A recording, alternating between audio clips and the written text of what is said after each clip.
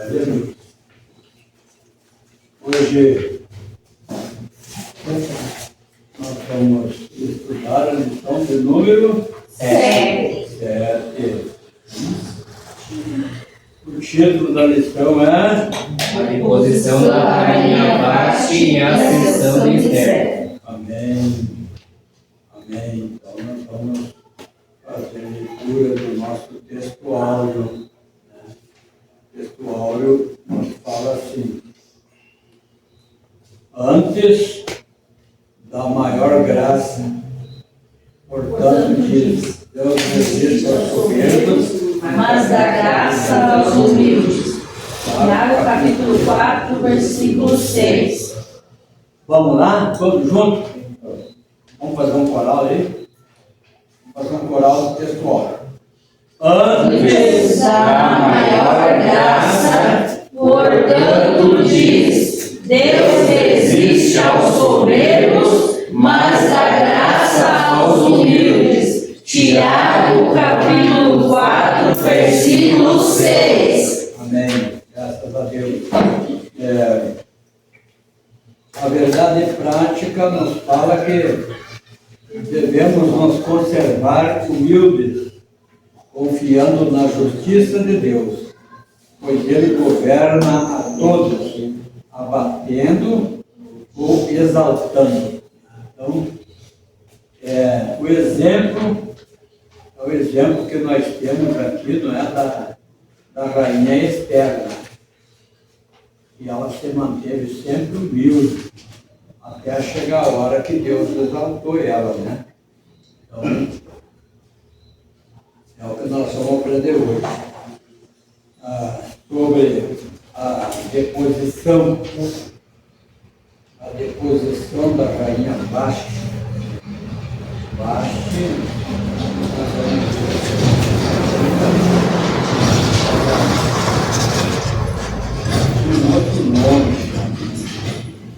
Tinha um outro nome também, mas ficou conhecida como Vasti, né? Então, nós vamos ver aqui na introdução que Deus estabeleceu princípios imutáveis. Imutáveis. O que significa essa palavra imutáveis? Quem é que pode me dizer? Deus estabeleceu princípios imutáveis. Quem está no colégio, quem está estudando, eu sei que tem gente que está estudando ali, lá. Imutáveis não é uma coisa que não pode ser mudada?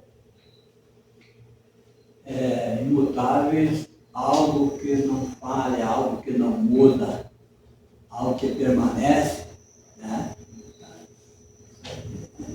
Então, vejam bem, Deus estabeleceu princípios imutáveis, e os princípios que Ele estabeleceu não mudam. Nós mudamos, mas Deus não muda. Deus é o mesmo, sempre foi ontem, é hoje e vai ser eternamente. É o mesmo, né? Então, meus amados, por esses princípios pelos quais governam todos os povos, independente de cultura, de época ou lugar. Então, nessa lição veremos o claro contraste entre as condutas. Olha bem, o claro contraste. Há um contraste aí, não é? Quer dizer, há uma diferença, né, entre as condutas de Vasti e de Esther, a obediente moça judia que ascendeu. Ascendeu não é você pegar um palito de fósforo e querer acender um fogo, né, um fogão a lenha. Essa palavra aqui, ascendeu, olhe bem, está com essa, né? Quer dizer, subiu ao trono de rainha de um dos maiores impérios de todos os tempos. o Império Persa. Então, foi por aí. Então, toda a história, ela tem um contexto, né? E não é diferente a história de Esther. Não é diferente. 56 anos depois da queda da Babilônia, que aconteceu no ano 539 a.C. Então, 56 anos depois, o Império Persa estava no auge, estava no alto, estava no auge do seu poder, da sua expansão. A sua grandeza é ressaltada no primeiro versículo do livro de Esther. Quem tem aí na revistinha, nós não lemos, porque tem muito versículo, não está. No primeiro versículo do livro de Esther, está dizendo ali, na Bíblia, eu tenho marcado aqui, olhe bem o que diz, o primeiro versículo. E sucedeu que nos dias de Assuero, aí entre parênteses, este é aquele Assuero que reinou desde a Índia até a Etiópia, sobre 127 províncias. Então vejam a grandeza do reino do Assuero, né? Então, estava no auge da sua expansão, da sua grandeza. Então, é ressaltado no primeiro versículo. Então, Esther está numa história extraordinária, numa história linda, né? Sobre o que a obra registra. Então, nós vemos aqui que Jeremias, Isaías, eles haviam profetizado o fim do Império Babilônico. Se vocês querem marcar, Isaías 45:1, ele profetiza o fim do Império Babilônico.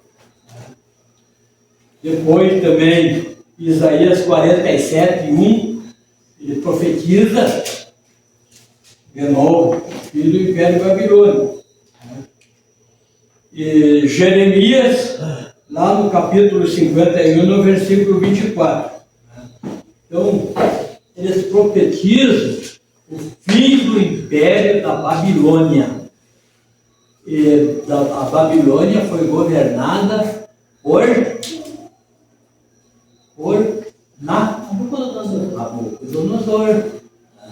Nabucodonosor, ele foi no tempo de Daniel, quem mais? Sadraque, Mesaque e Abednego. Exatamente. Esse aí. Porque não falou, ia falar, né? Então, vejam bem. Então, eles profetizaram. Agora, também, nós podemos ver Ciro, um grande rei, que Deus chama ele. Então, a origem de Ciro começa entre os medos e os persas. Ambos eram descendentes de tribos arianas que se moveram da Rússia em direção sul para o platô urartiano, por volta de 1000 anos antes de Cristo. Então, hoje, de uma maneira geográfica, o Irã fica noroeste do Irã, né? Mas não é um assunto que nós queremos falar. Nós queremos dizer que Ciro reinou no ano 539 a.C., de Cristo até a sua morte, em plena batalha. Deus, ele chamou Ciro, o meu servo. Ciro não era judeu. Mas Deus chamou de meu servo. E o que Deus ordenou para Ciro? Que falamos na aula passada aqui.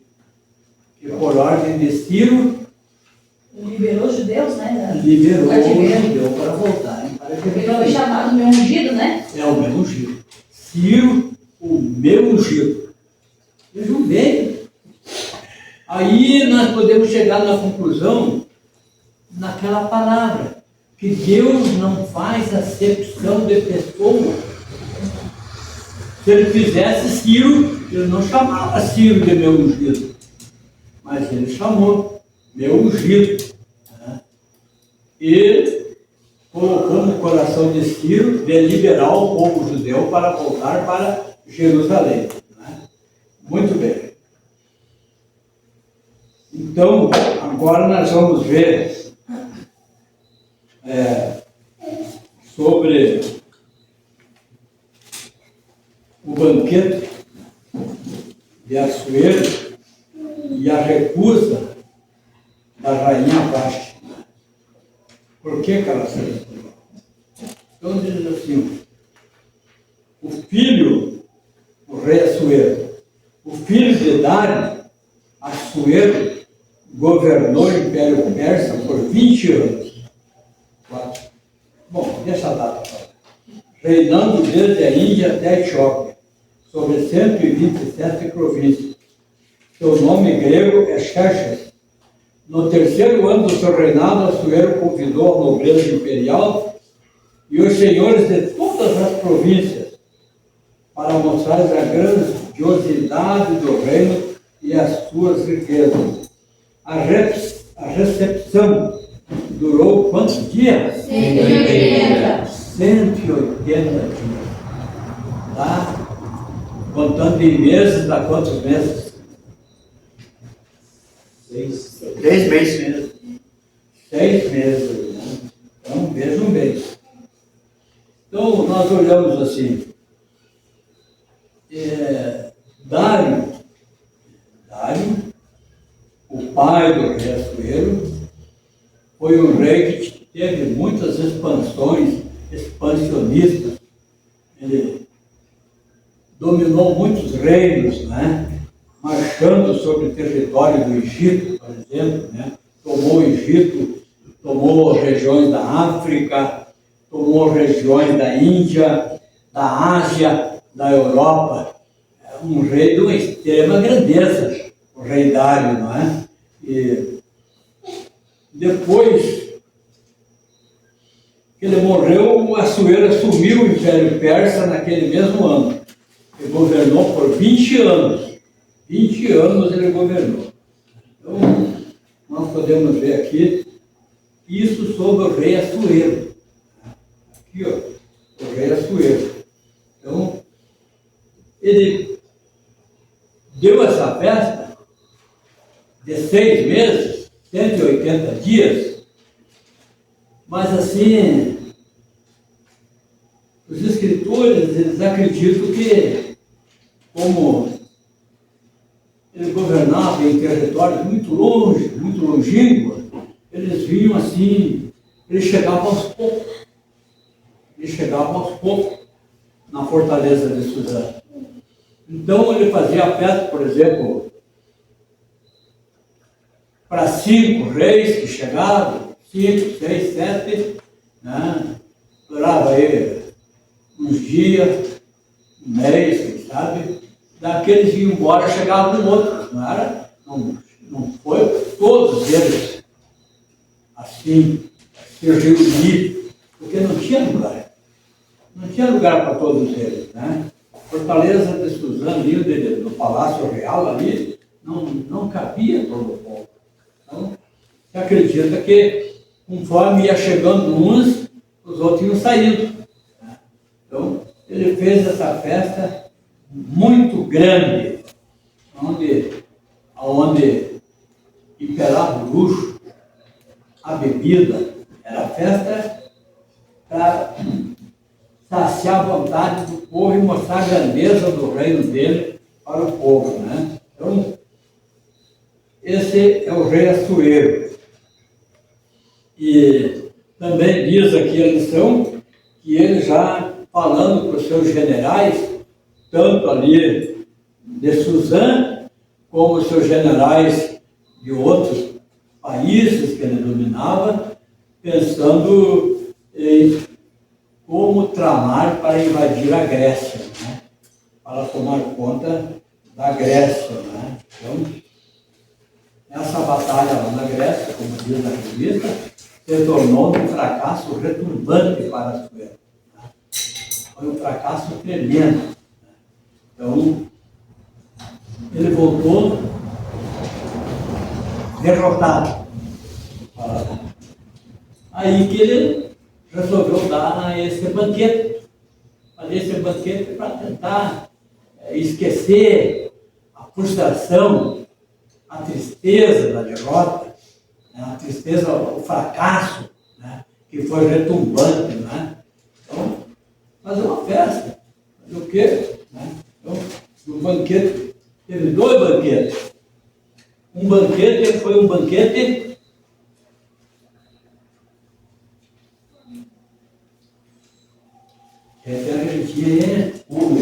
público e o outro exclusivo. Exclusivo. Um banquete público e outro exclusivo. Mas a revistinha fica prestando atenção. Prestem atenção aqui, ó. Então passaram os 180 dias desse banquete para o seu povo, de outros lugares, de outros países, né? Ele ofereceu um banquete para todo o povo de Suzã, no pátio do jardim do seu palácio. Para todo o povo de Suzã. Né?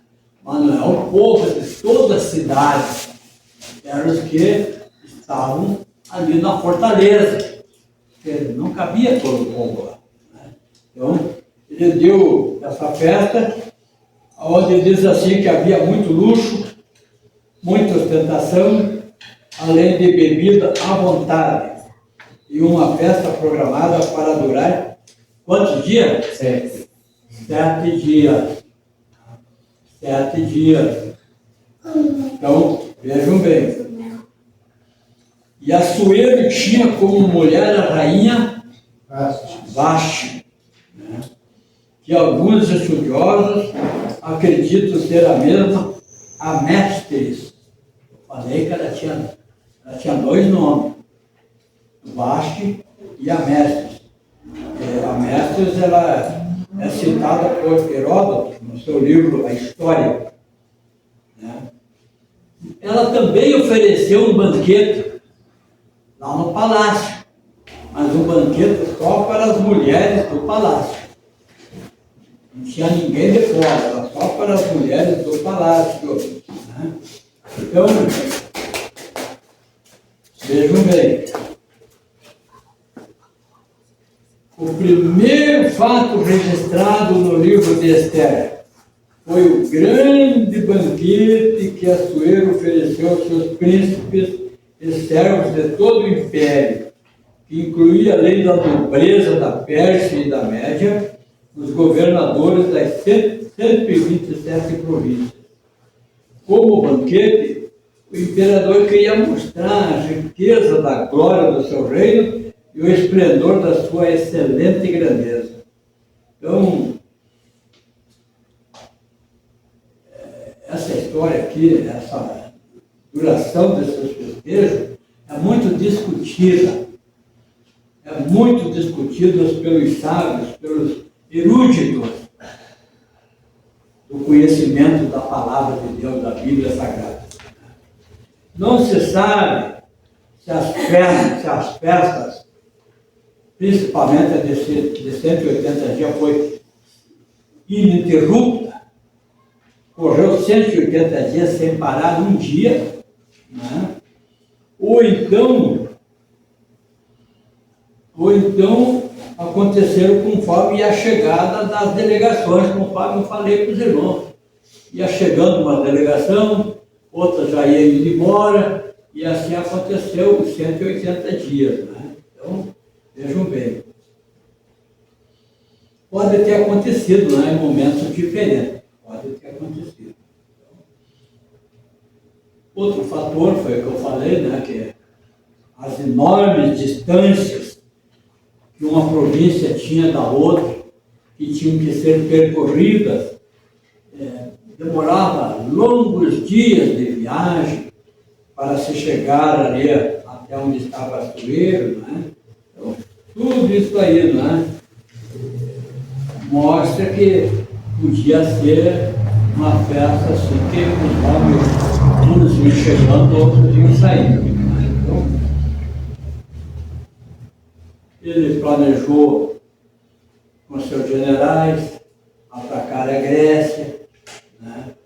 Aí a grandeza das 127 províncias, Heródoto nos conta. Heródoto é um dos maiores historiadores bíblicos, né? Da história bíblica, da história dos judeus, da história do povo. Ele diz que a grandeza do Açoeiro, ele reunia 2.641.000 soldados. Isso não é pouca coisa, né? 2.641.000 soldados reunidos para a batalha, tanto pelo mar quanto por terra. Mas no mar ele foi derrotado.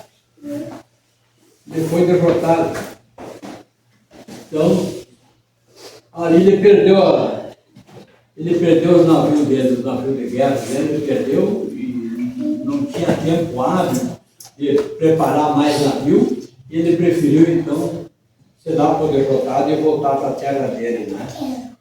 Para Suzã, e lá ele ofereceu o banquete, né? Então, enquanto ele oferecia um banquete lá, a rainha Vasta oferecia outro respeito às mulheres. Aí, chega ali no terceiro item ali, ele manda um convite para baixo. Ele manda um convite para ela, mandou seus eunucos ir buscarem ela. E no sétimo dia, no último dia do banquete, ele mandou buscar ela para apresentar para os seus príncipes, né? Para os seus príncipes, porque diz que ela tinha uma beleza extrema. Era muito bonita, era muito linda, e ele, certo, quis se exibir, né? Mostrando a beleza dela, né? E aí na revista diz que o coração dele estava alegre do vinho, conforme Esther, capítulo 1, versículo 10. Né? Então, quando ele estava alegre, cheio de vinho, ele decidiu mandar buscar a rainha Vasta, para que viesse ali com a coroa real, para mostrar aos povos e aos príncipes a sua formosura, porque ela era formosa à vista. Então, era um ambiente festivo, com ampla participação popular. E aí a rainha se negou. Então a gente vai assim, para a história e busca estudar um pouco da história da rainha Vasta. E os estudiosos, os eruditos, dizem que o rei ordenou que ela viesse. Uns dizem claramente que o rei disse que ela viesse só com a coroa. Quer dizer, só com a coroa já dá a entender então, que ela tinha que vir nua. Foi o motivo dela se recusar. Outros já são um pouco mais, pegam mais leve.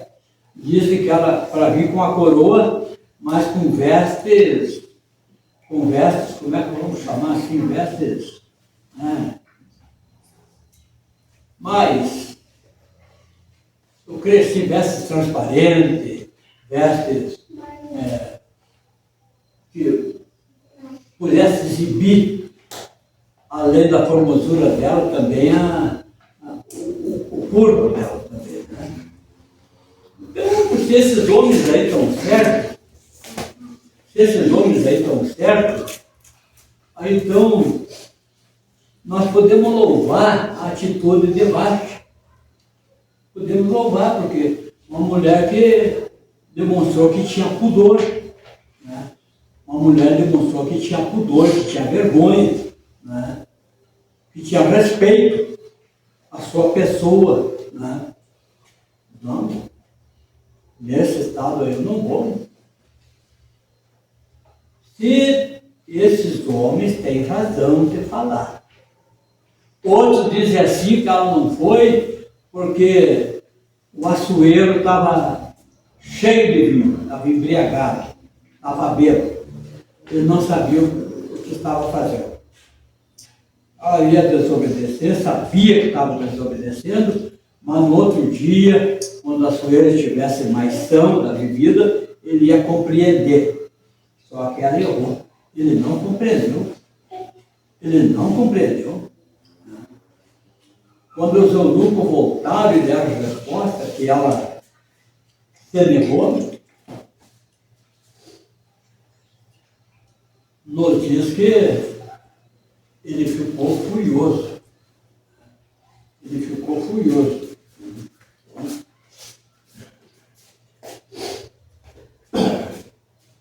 A rainha simplesmente se recusou a acompanhar os 7 eunucos que o rei enviou para conduzi-lo à sua presença. Então vejam bem, ela se recusou, ela não quis ir. Por quê?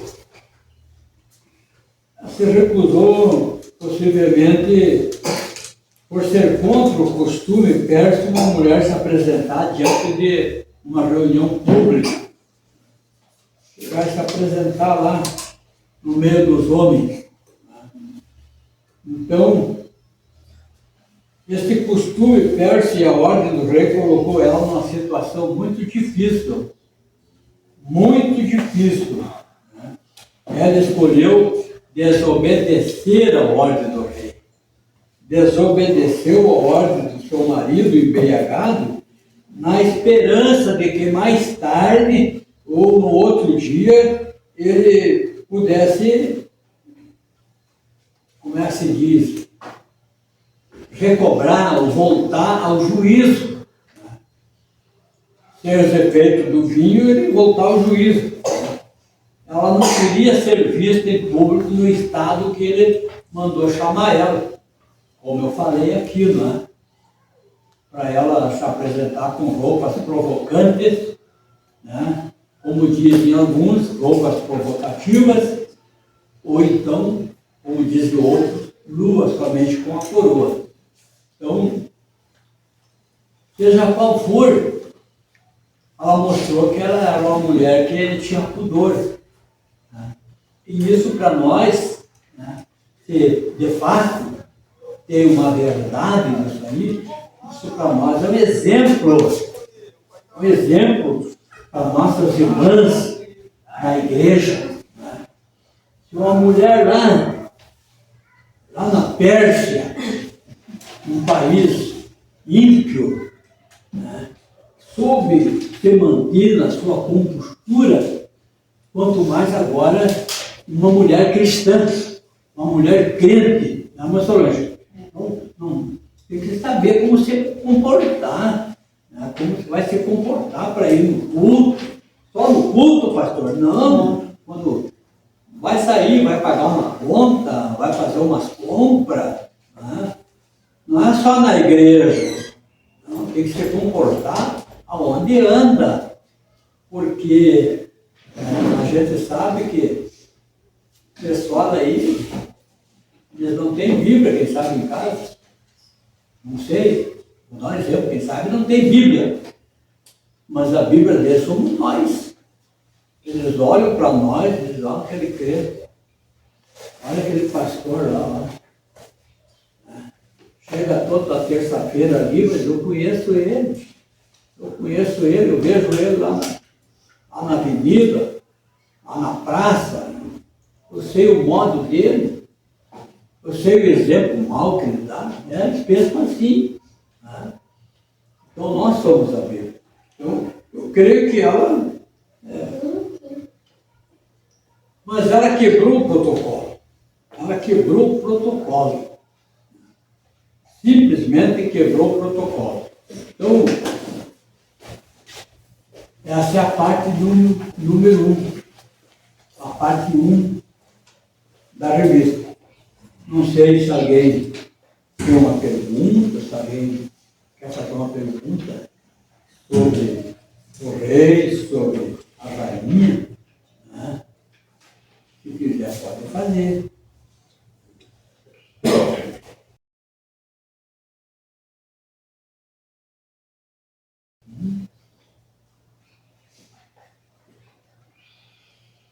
Não tem? Então eu pergunto para os irmãos qual é a diferença entre o modo de Assuero, né, na festividade deles e da Rainha Vasti. Qual é a diferença? Qual é a diferença que mostra? Entre o banquete deles? Hã? Entre o banquete deles? Ou é que o banquete da Rainha Vasti só foi para as mulheres do palácio? O Assuero ofereceu um banquete Para todos. A Rainha Vasti só para as mulheres do palácio. Esse é um banquete para todo, aí completo o povo de Suzã. Isso aí, para todo o povo de Suzã. E a outra, duas respostas numa pergunta. E a rainha ofereceu um banquete Para as mulheres restrito para as mulheres de toda a cidade. do palácio. Do palácio. Só para as mulheres do palácio. Ela é elitista, né? Ela não era de se misturar com a pobreza, não. Só com as mulheres do palácio. Né? Então tá bom. Então nós vamos para... Só para... Aí vai explicar uma grande coisa, né? Ela não era humilde. Porque a Esther, ela era do povo. E essa Rainha Vasti, ela era só com a nobreza, digamos. Sim. Aí já faz parte também do propósito. Deus queria também... Claro, a Esther tinha um objetivo, que era salvar o povo. Mas também a humildade também, né? Fazia parte. Por isso que eu falei que ela tem dois nomes. Depois nós vamos chegar lá. Então, aqui na parte 2, fala sobre a recusa da rainha. Tópico 2. Vasti resiste à ordem do rei e é deposta. Então vejam bem. São diversas as opiniões a respeito das condutas do rei e da rainha nesse episódio. Fontes extra-bíblicas, quer dizer, fontes extra-bíblicas que não são bíblicas, são de historiadores. São de historiadores. Né? Então, tentam justificar a desobediência de Vasti com versões que pintam como absurda. Olhem bem, que pintam como absurda a pretensão do rei em apresentá-la em seu banquete. O uso de fontes não bíblicas é saudável, quando servem para aclarar o sentido do texto escriturístico. Quer dizer, então, que o uso de fontes não bíblicas, elas são úteis para nós quando servem para dar um aclaramento do sentido do texto, da escritura. Contudo, pode levar à prática da exegese, quando dão a escritura o sentido alheio àquele que foi revelado. A narrativa bíblica é: uma festa pública acontecia e a rainha recusou atender ao rei. Aí o texto para por aí. Fica difícil sustentar algum recato da rainha, principalmente se ela for, como alguns imaginam, a mestre citada por Heródoto, uma mulher astuta e sanguinária. Se ela é mesmo a mestre, essa mulher, como está mostrando aqui, muito astuta e uma mulher sanguinária. O rei Assuero tinha um irmão, e o irmão dele tinha uma filha. Então era sobrinha do Assuero, que era irmão, né? A filha era sobrinha, a filha do irmão do Assuero era sobrinha do Assuero. E o Assuero, ele pecou com a sobrinha, né? E essa mestre pegou a mulher, a cunhada do Assuero, e matou e picou.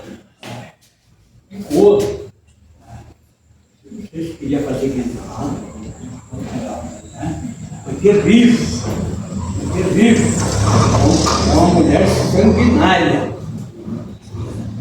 Então, se é a mesma faixa, então, ela colocava o terror dentro do palácio, né? Mas o Assuero amava muito ela. Amava demais, né? Então, agora a gente vê, né? Por que ela se recusou? Então, nós vamos ver aqui que considerar que ela perdeu a sua posição, do que isso resulta? Ela perdeu sua posição injustamente. E dizem que Esther foi levada para o seu lugar através de um processo impróprio, né? Uma espécie de usurpação ao trono. Vasti foi julgada injustamente e Esther foi levada usurpando o trono de Vasti. Agora, considerando os planos de Deus, quem é que vai falar isso aí? Quem é que vai crer nisso aqui? Né? Se Deus estava trabalhando, se Deus na sua presciência, né? Se Deus na sua onisciência, Ele sabia que estavam planejando matar todo o povo judeu. Então Deus já estava trabalhando para pegar Esther, como o irmão falou, que nem a gente diz, né, pastor Carlos? Deus não destrói. Uma mulher simples, e trazer para o trono para poder salvar o seu povo. Deus não ia destruir um casamento abençoado para construir outro. Então já tinha coisa errada no relacionamento deles. Deus sabia dos atos, né? Então, a gente fica olhando aqui, né, para os comentários, né? Então, esse um fato inusitado, né, da rainha de Vasti, que colocou o rei numa situação vergonhosa perante os seus príncipes, né, seus governantes, né? Uma situação tanto vexatória, vergonhosa mesmo, né? Então, ficamos olhando assim, que ali ela perdeu o trono, perdeu o título de rainha. Por causa disso, não ia se desobedecer o rei por causa disso. Então, se essa mesma mulher que o Heródoto fala, pior ainda, porque daí é uma mulher sanguinária, uma mulher astuta, uma mulher que planejava e executava aquilo que planejava, né? Então, por isso ela se recusou. Ela achou que o rei amava ela. O rei amava ela. Ela disse, amanhã ele me perdoa. Amanhã ele sara do pó, amanhã ele me perdoa. Mas ela se enganou. Porque foi muito vergonhoso. E ele mandou chamar seus sábios. Mandou chamar seus sábios para tomar conselho com os sábios. E os sábios, eu acho, não vou dizer que possa ser, mas na minha opinião, assim, os sábios se aproveitaram da situação, né, para tirar proveito também, né, porque eles deram conselho para o rei e o rei executou. E mandou carta para todas as províncias, né? Nós vamos chegar lá. Eles disseram para o rei que o rei tirasse a Vasti do trono, né?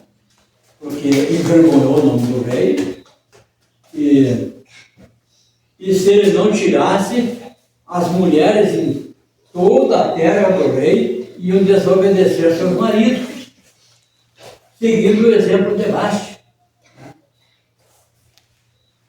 Sugeriram ao rei, então, que depusesse Vasti de rainha. E o rei achou que foi uma boa ideia. E depois dela, de rainha. Aí ele foi para a guerra. Foi tentar guerrear para se esquecer, né, do que aconteceu, né? E depois, quando ele voltou da guerra, que ele foi pensar, né? Certo, bateu saudade de Vasti, não sei, né? Mas a recusa dela foi um tanto, dizem, que foi um tanto decorrente do seu recato. Uma mulher recatada. Mas não, eu creio que não. Eu creio que ela era uma mulher, se é como diz Heródoto, era uma mulher que gostava de tirar proveito do seu esposo, porque ele gostava demais dela. Bom, aí sim, né? Então, aí Assuero mandou chamar os seus sábios, né? E foi aplicar a lei. Aí ele aplica a lei, a aplicação da lei. Assuero estava de fato sob a influência, ele estava de fato, quer dizer, na realidade ele estava bêbado mesmo, né? Sobre a influência do vinho, quando ordenou a vida de Vasti. Mas a sua decisão de depô-la do cargo não se deu. Não aconteceu de forma intempestiva. Foi então autoritário. Apesar da fúria, o rei suportou o constrangimento. Mas ele suportou a vergonha pública de receber de volta os eunucos sem a sua mulher, sem a rainha. Aí diz assim, na revistinha, em seguida, submeteu o caso ao exame dos sábios do seu reino, entendidos nas leis e no direito dos médios e persas, conforme capítulo 1 de Esther, o versículo 13 e o 14. Então, e em seguida, esse seguida aqui, eu pesquisei,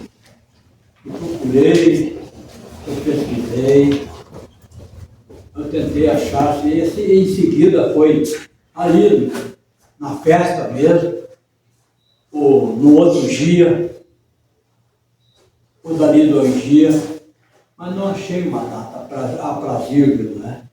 Então diz que em seguida, pode ser, e depois que passou o pode ser, não estou dizendo que foi, não estou dizendo que pode ser. Depois que ele terminou a festa, ele passou o pós, ele mandou chamar o sábio. Mas aqui na Bíblia diz que em seguida ele submeteu o caso aos sábios, aos entendidos, né? Aqueles que conheciam as leis dos direitos dos médios e persas. A pergunta do rei demonstrava prudência, quer dizer, ele estava são. O que, segundo a lei, se devia fazer da rainha Vasti por não haver cumprido o seu mandato? Assuero estava em uma difícil situação. Como poderia exercer o governo do império se não tinha autoridade sobre a sua própria esposa? Agora, eu fico vendo, parece que é Efésios, se não me falha a memória, que diz assim, que se o homem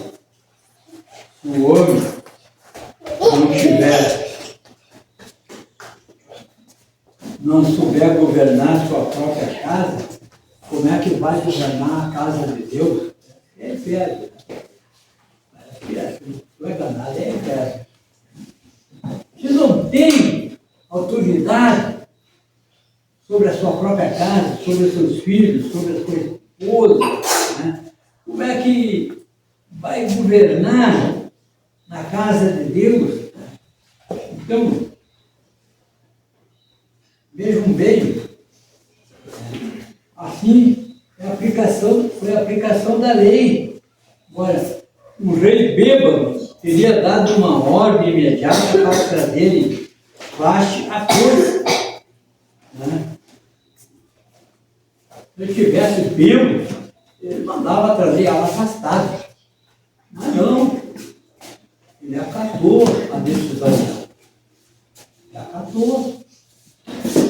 Não quer vir, não vem.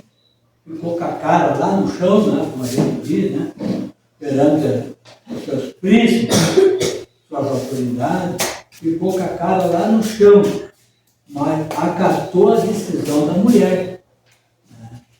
Então, agora, aí depois que nós vemos aqui, em seguida, por isso que eu disse, pode ter demorado, pode ser no outro dia, depois que terminou a festa, no outro dia, quando ele voltou no seu juízo normal, ele chamou os seus legisladores, pode ser, não estou dizendo que foi, pode ser. Então, daí vieram eles e consideraram a conduta da rainha. Então, ele só queria saber o que se devia fazer segundo a lei da rainha Vasti, por não haver cumprido o seu mandato. Então, a situação dele era difícil, como eu falei agora para os irmãos. Se ele não mandava na mulher, como é que ia mandar num país e 127 províncias que ele governava? Como é que iria acontecer isso? Então, um rei que quisesse agir de qualquer custo, de qualquer maneira, jamais faria uma consulta jurídica para os seus sábios. Ele não ia fazer, buscando o que poderia fazer na forma da lei ou da jurisprudência. Né? Se ele quisesse agir de qualquer maneira, ele agia, acabou a história, ele não ia pedir conselho para ninguém. Né? Então, ele pediu conselho. Daí os seus sábios vieram até ele, eram... Agora eu quero ver quem é aquele outro que eles tinham. Quantos sábios eram?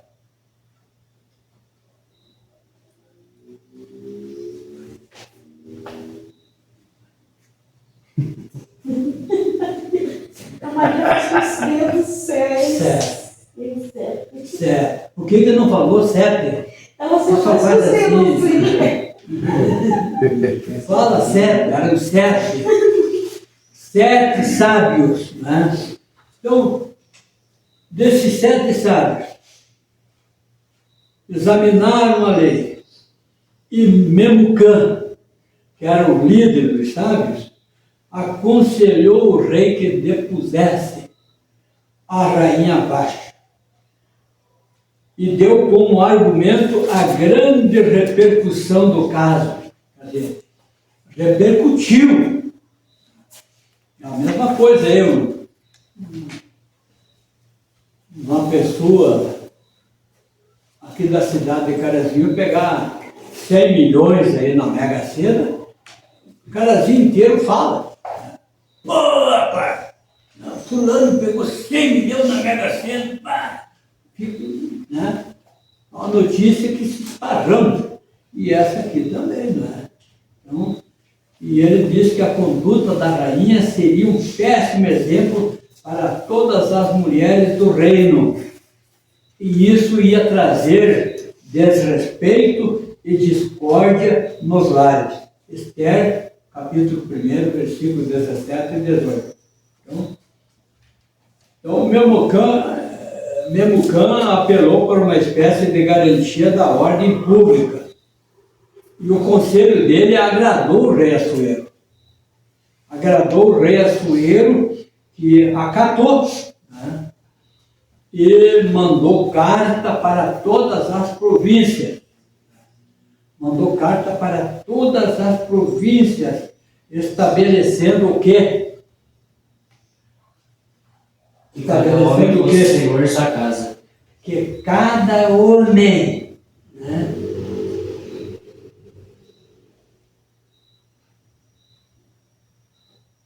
fosse senhor na sua casa. Que cada homem fosse senhor na sua casa.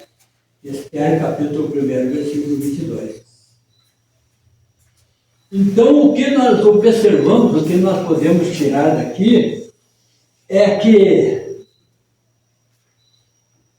os sábios reprovaram a conduta da rainha Vashti. Reprovaram. Né?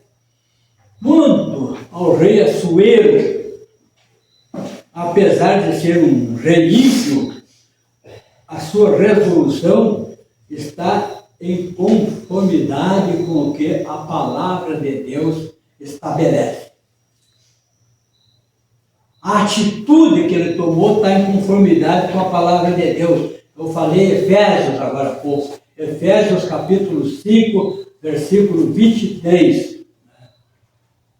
Quem tem a Bíblia aberta? Ninguém tem a Bíblia aberta. Efésios 5 e 23.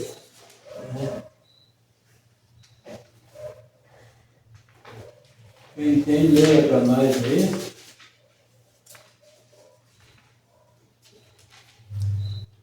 Porque o marido é o cabeça da mulher, como também Cristo é o cabeça da igreja, sendo ele próprio o salvador do corpo. Viu? Porque o marido é o cabeça da mulher, como Cristo é o cabeça da igreja. Então, o marido é o cabeça da mulher e ele agiu conforme estabelece a palavra de Deus. Então, uma das qualificações uma das exigências do líder cristão é essa: liderar na sua própria casa, ser líder na sua casa, né? Ser líder, exercer o governo na sua casa. O marido, eu quero que tu vá lá hoje no mercado e me compre 1 quilo de carne de primeira. Tem que ser colchão mole. Não, mas não dá. Vamos comprar 1 quilo de costela. Não. Não, o marido, ele tem que saber, né? Ele é o cabeça. Não, mulher, não dá. Não, estou olhando lá. Amanhã também vamos ter que comprar uma carne de primeira, né? Então, vejam bem. Ele tem que governar, mas a Bíblia manda, mas nem sempre essas qualificações são cumpridas, não é? O princípio bíblico apresentado pelo apóstolo Paulo é o quê? É que o homem que não lidera em casa não está pronto, não está apto para governar a igreja de Deus. O homem que não governa em casa não está pronto para governar a igreja de Deus. Está lá em 1 Timóteo, capítulo 3, versículo 4 e 5. Então, a falta de clareza na definição dos papéis do pai e da mãe tem sido muito prejudicial para o desenvolvimento dos filhos em todas as áreas da vida. A falta de clareza. Como é que é isso? Falta de clareza de que jeito, pastor Carlos? Na definição dos papéis do pai e da mãe. É prejudicial para o desenvolvimento dos filhos. Não, porque o pai chega e diz uma coisa para o filho: meu filho, tu não faz mais isso. Tu não faz mais isso, porque senão o pai vai ter que te corrigir, tá? E o pai não quer te corrigir. O pai quer te ensinar. Aí o pai vira as costas, mas vira, não dá pra mãe. Teu pai tá meio... Passa, meu filho, a mãe está aqui. A mãe te ama, a mãe te cuida. Então, quem é que sai prejudicado nessa história? É o pai ou é a mãe? É o filho. É o filho que sai prejudicado. Porque o pai fala uma coisa, a mãe vem e fala outra. Então, o pai e a mãe têm que estar juntos no ensinamento dos filhos, né? Então, não está gravando lá, né? Bom, Felipe está gravando. Mas eu criei 6 filhos. Estão todos criados, estão todos casados. Né? Eu tenho um pouquinho só de netos, só tenho 23 netos. Né? Mas a minha falecida esposa, eu falava uma coisa, estava falando. Né? Ela só dizia: faça o que teu pai mandou. Obedeça ao teu pai. Né? E ficamos 44 anos juntos. Até que Deus levou ela para a eternidade. Mas sempre em comum acordo, né? Em comum acordo. Então, agora, é o que o Paulo fala aqui, né?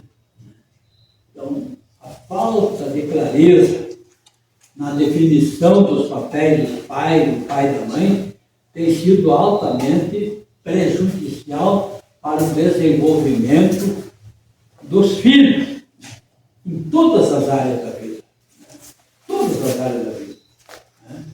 E, como consequência disso aí, é só a família ali, só o pai e a mãe estão prejudicados,